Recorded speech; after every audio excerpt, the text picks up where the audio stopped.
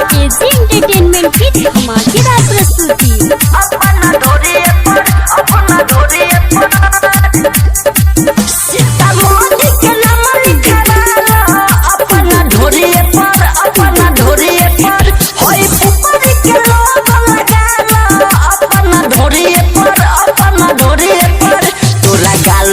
गजब गोराई दिही लइकन में मारा करवाई बाज पट्टी के प्यार दो जोड़िए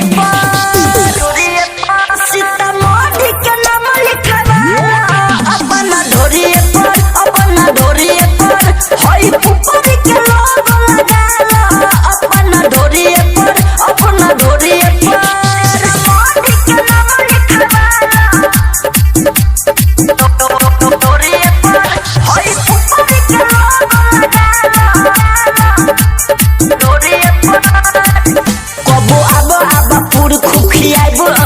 जैबू तू मोटाई हो गोरी मान लो न बात तनी फेरे दन हाथ जैबू चिकनाई हो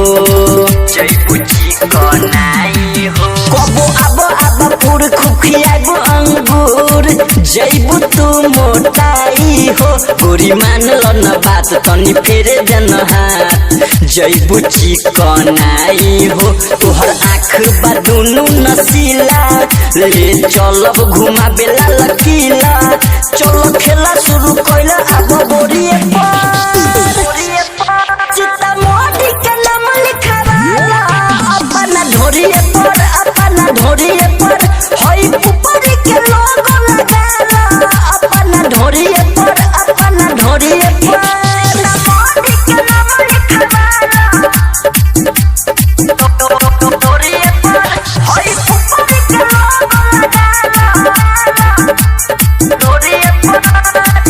कोहे पिके परदेसी मजा दिही तोरा बेसी बारू एक पीस हो बाते सब भेलो भाइल सबके मन पगलाइल फेरा में बारे अनीस हो फेरा में बारे अनीस हो कोहे पिके परदेसी मजा दिही तोरा बेसी बारू एक पीस हो सबे बाते लो भाइल सबके मन पगलाइल फेरा में बाते अनीस हो तनी छुए द दुनु जो बनवा हमर कब से करता मनवा हमर बात ध्यान तोरा छोड़िए सीतामढ़ी के नाम लिखवाला अपना ढोरिए पर हई पुपरी के लोग लगाला अपना ढोरिए पर लिखवा Jaiswal digital recording studio Awapur Pupri Sitamarhi.